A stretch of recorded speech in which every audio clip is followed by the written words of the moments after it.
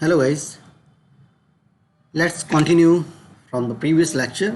In previous lecture we have studied about the anatomy of the gallbladder, and today we are going to discuss about the investigations which are required in the gallbladder. So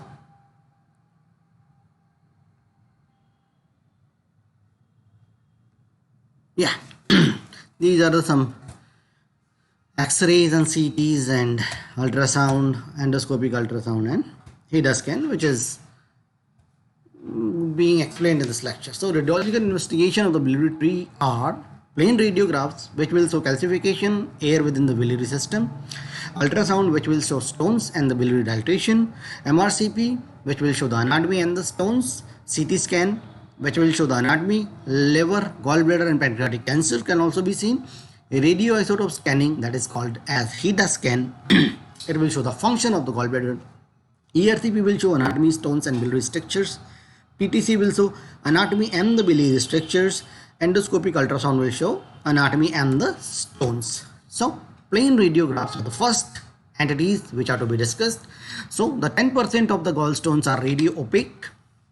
Mercedes-Benz sign or the seagull sign is an important feature, which is rarely the center of the stone may contain radiolucent gas in a triradiate or biradiate fissure, and this give right to the Mercedes-Benz or the seagull sign. So this is a radiograph which is showing the stones in the gallbladder. Now this is again porcelain gallbladder. What is this?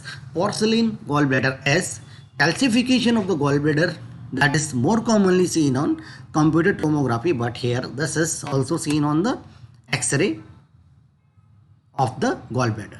So traditionally it was the indication for cholecystectomy because it is associated with high incidence of carcinoma, but the contemporary data suggests that the true incidence of cancer is less than 5%. So decision on cholecystectomy should be individualized depending on the age of the patient, comorbidities and the presence or the absence of symptoms. Now this is, you can say, air. So gallbladder wall which is showing air, which is because of Clostridium perfringens. So emphysematous cholecystitis, this is the term we should use for this. Gas may be seen in the wall of gallbladder. Gas in the biliary tree may also be seen normally after endoscopic sphincterotomy or following a surgical anastomosis. Let's come to ultrasonography. So this is the ultrasound and this is showing the stones in the gallbladder. The transabdominal ultrasonography, it is initial imaging modality of choice. You can remember this as an MCQ, as it is accurate, readily available and inexpensive as compared to other investigation and is quick to perform. What we see in this we can see the size of the gallbladder, the presence of the stones or the polyps, the thickness of the gallbladder, additionally the presence of inflammation around the gallbladder, size of the common bile duct and the presence of stones within the extrahepatic tree can also be seen. This is again same picture, continuation of the previous slide. The limitations are it is operator dependent, may be compromised by the excessive body fat and the intraluminal gases. In addition, the cause of the obstruction such as gallstones in the gallbladder, common hepatic or the common bile duct, lesion within the wall of the common bile duct suggestive of a cholangiocarcinoma or enlargement of pancreatic head, indication of pancreatic carcinoma can also be seen on the ultrasonography. So this is endoscopic ultrasound, continuation of ultrasound, you can say. It is specially designed endoscope with an ultrasound transducer at the tip to visualize the liver and biliary tree from within the stomach and the duodenum. Accurate in imaging the bile duct and detecting the presence of choledocholithiasis. So this is the CBD and this is pancreatic duct which is visualized on the endoscopic ultrasound. In addition, it can also be useful in diagnosing the and staging the pancreatic and periampullary cancers. Biopsy can also be taken the advantage of this. Cholecystography or cholecystography, this is also called as HIDA scan, that is dimethyl immunodiacetic acid scan. Now this is the gallbladder. What is this? Technetium-99 label derivatives of immunodiacetic acid, HIDA or IDIDA. When injected intravenously, it is selectively taken up by the reticulo or retroendothelial cells of the liver and excreted into the bile, allowing visualization of the biliary tree and the gallbladder. In 90% of normal individuals, the gallbladder is visualized in 30 minutes, which is seen in 100% of the cases when it is seen after 1 hour. So, non-visualization of gallbladder is what? Suggestive of acute cholecystitis.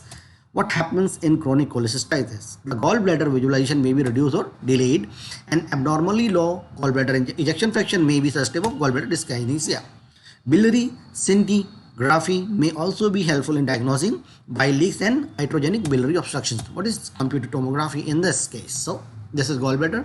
This is this is again hilar mass, which you can see in the CT scan.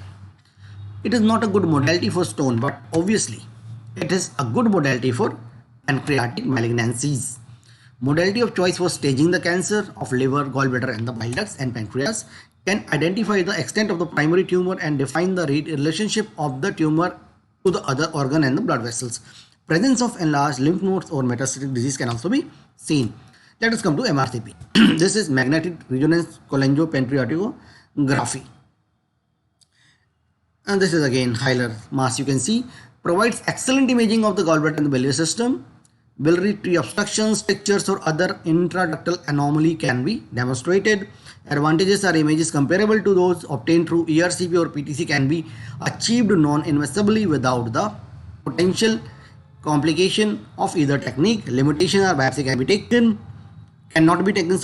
some therapeutic procedures cannot be done. No ERCP. This is to overcome the MRCP. This is the stone you can see.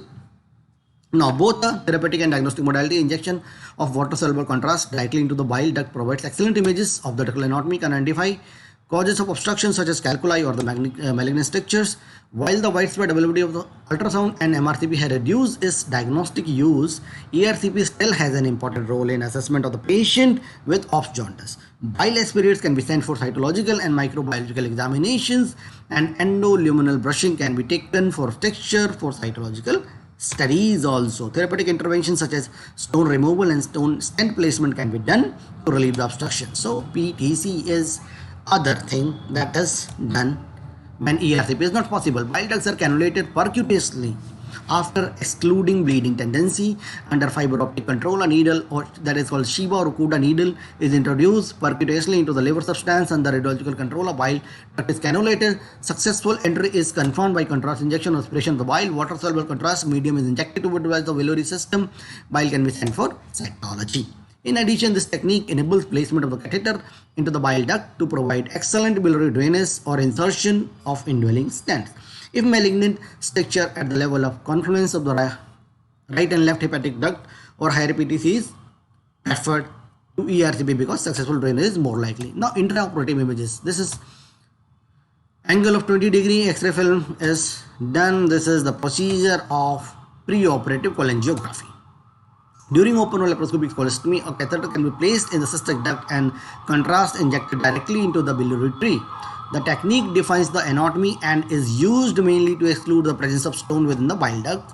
Operating table should be tilted head down by approximately 20 degrees to facilitate by filling of the intrahepatic duct. Now, care should be taken when injecting contrast not to introduce air bubbles into the system, as these may give appearance of stone and lead to false positive result. What is operative endoscopy? That is cholecystoscopy. It is flexible fiber optic endoscope which can be passed either via cystic duct, bile duct, or cystic duct or common bile duct, enabling stone identification and removal under direct vision. A tube can be left in the cystic duct or CBD for drainage. After 7 to 10 days, the tract is matured and it can be used for removal of the residual stones if there is any. Laparoscopic ultrasonography. Laparoscopic ultrasound probe used to image the extrahepatic biliary system. Useful technique in biliary and pancreatic tumor staging. It can identify the primary tumor and determine its relationship to the major vessels such as hepatic artery, superior mesenteric artery, portal vein and superior mesenteric vein. There is one term as oral cholecystography and intravenous cholangiography. Oral and intravenous cholecystography are of interest for histological purpose only, and they have been replaced by more accurate imaging techniques. So this was all. Next will come about other things as a continuation of the gallbladder. Thank you so much.